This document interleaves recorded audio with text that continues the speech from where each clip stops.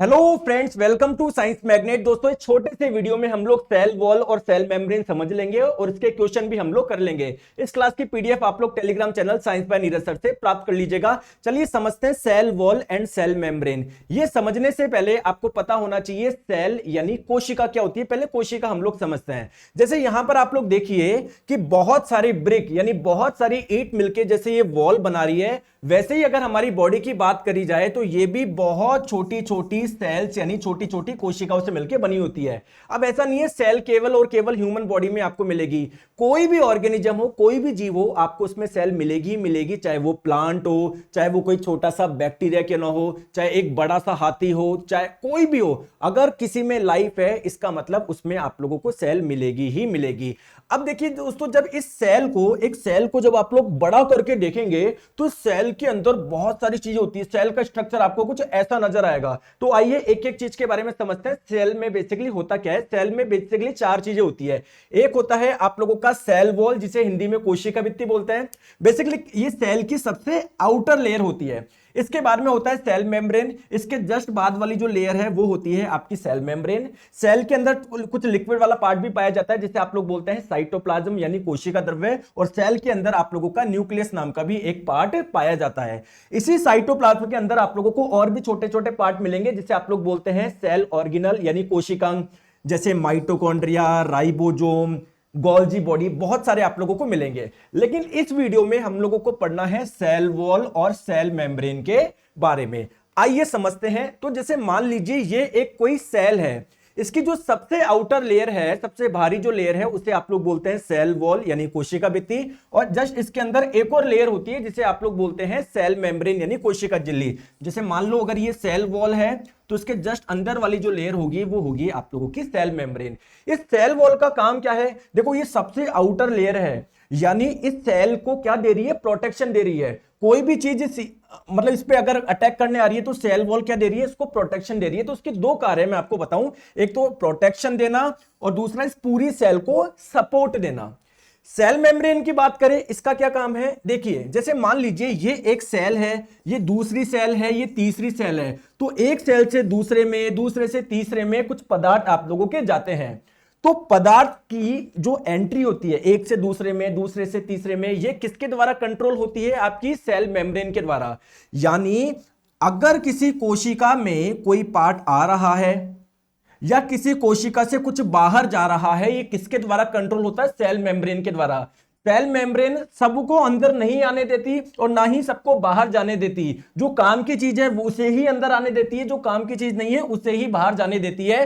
तो आप लोग बोल सकते हैं इसकी जो नेचर है ना, वो सेमी परमेबल है, अर्ध पारगम्य है। ना सबको अंदर आने दे रही, ना सबको बाहर जाने दे रही। तीसरी इंपॉर्टेंट चीज, ये जो सेल मेम्ब्रेन होती है ये लिपिड और प्रोटीन की बनी होती है। लिपिड फैट को ही बोलते हैं, तो ये फैट और प्रोटीन की बनी होती है।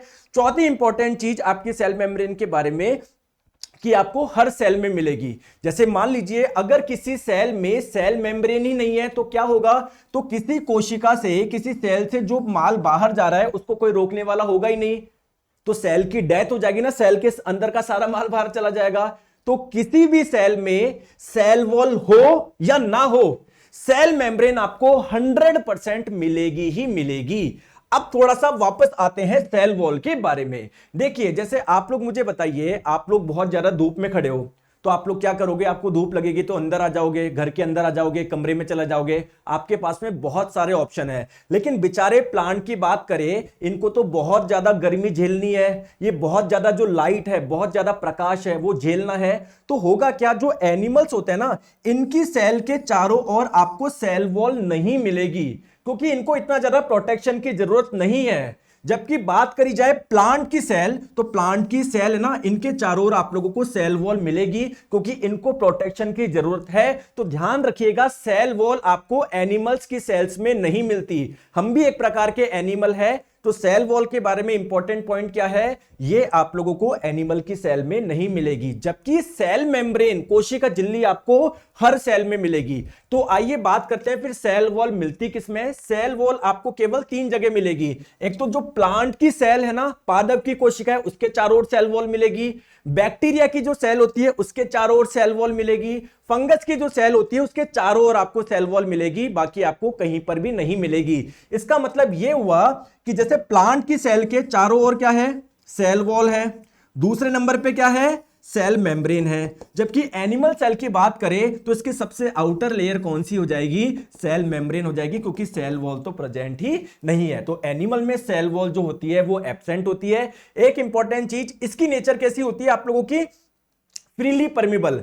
जैसे ये सेल वॉल है ना, ऐसी है, मतलब ये कोई भी अंदर आए कोई भी बाहर जाए इसको कोई दिक्कत नहीं है, फ्रीली परमिबल है, सबको अंदर आने देता है, सबको बाहर जाने देता है। इसलिए सेल मेम्ब्रेन होना जरूरी है, क्योंकि वो डिसाइड करेगा कि काम की चीज ही अंदर आए और जो काम की चीज है वो बाहर ना जाए। चलिए अब इस सेल वॉल के बारे में कुछ हम लोग इंपॉर्टेंट फैक्ट समझते हैं। पहला इंपॉर्टेंट फैक्ट क्या है कि क्या बैक्टीरिया में आपको सेल वॉल मिलती है क्या? बिल्कुल सर, आपने बताया बैक्टीरिया में हमको सेल वॉल मिलेगी। दोस्तों एक बैक्टीरिया है जिसका नाम है माइकोप्लाज्मा, तो क्या उसमें सेल वॉल मिलेगी? कि आपने बताया सर बैक्टीरिया में सेल वॉल मिलती है, बिल्कुल मिलती है, लेकिन माइकोप्लाज्मा एक इकलौता ऐसा बैक्टीरिया है जिसमें सेल वॉल नहीं होती। तो ये इंपॉर्टेंट फैक्ट है, ध्यान रखिएगा। और बात ध्यान रखिएगा, प्लांट की सेल में आपको मिलेगी, फंगस की सेल में आपको मिलेगी, लेकिन एनिमल में आपको सेल वॉल नहीं मिलेगी। अब प्लांट की जो सेल वॉल होती है वो बनी किसकी होती है? जैसे सेल मेम्ब्रेन तो बनी होती है लिपिड और प्रोटीन की, वैसे ही सेल वॉल किसकी बनी होती है? तो प्लांट की सेल वॉल बनी होती है सेल्यूलोज की, जो कि एक प्रकार का कार्बोहाइड्रेट है। बैक्टीरिया की जो सेल वॉल होती है वो बनी होती है पेप्टिडोग्लाइकन की, ये बेसिकली एक मिक्सचर है प्रोटीन और कार्बोहाइड्रेट का। और फंगस की जो सेल वॉल होती है वो बनी होती है काइटिन की, ये आप लोग ध्यान रखिए। चलिए अब हम लोग करते हैं कुछ क्वेश्चन। ये क्वेश्चन आपका रेलवे में पूछा गया है। पादप कोशिकाओं में कोशिका भित्ति क्यों पाई जाती है? प्लांट की सेल में सेल वॉल क्यों चाहिए? क्योंकि जो इन्वायरमेंट फैक्टर है ना, जैसे बहुत ज्यादा गर्मी है, लाइट है, पानी है, उससे क्या करना, कोशिका की रक्षा करना। तो इसलिए प्लांट की सेल में सेल वॉल होना जरूरी है। पौधों में कोशिका भित्ति का निर्माण करने वाले जटिल कार्बोहाइड्रेट को क्या कहा जाता है? प्लांट में जो सेल वॉल होती है वो किसकी बनी होती है? सेल्यूलोज की बनी होती है, जो कि एक प्रकार का कार्बोहाइड्रेट है। चलिए नेक्स्ट क्वेश्चन, निम्नलिखित में से किसमें कोशिका भित्ति नहीं होती है? ये एसएससी में पूछा गया क्वेश्चन है। देखिए मैंने आप लोगों को क्या बताया, क्या प्लांट में आपको सेल वॉल मिलेगी? बिल्कुल। जो फंगस हो गए उसमें सेल वॉल मिलेगी? बिल्कुल। बैक्टीरिया में सेल वॉल मिलेगी क्या? बिल्कुल। तो फंगस की सेल के चारों ओर आपको सेल वॉल मिलेगी। एल्गी क्या है सर? ये भी एक प्रकार के प्लांट है, बहुत सिंपल प्लांट होता है ना, इसमें जड़ पत्ती तना कुछ भी नहीं पाया जाता, लेकिन है एक प्रकार के प्लांट ही है। तो इनमें सेल वॉल मिलेगी कि आपको? बिल्कुल मिलेगी। माइकोप्लाज्मा ये भी एक बैक्टीरिया है, लेकिन ये इकलौता ऐसा बैक्टीरिया है जिसमें सेल वॉल आप लोगों को नहीं मिलती, बाकी सब में मिलती है। तो किसमें नहीं मिलेगी?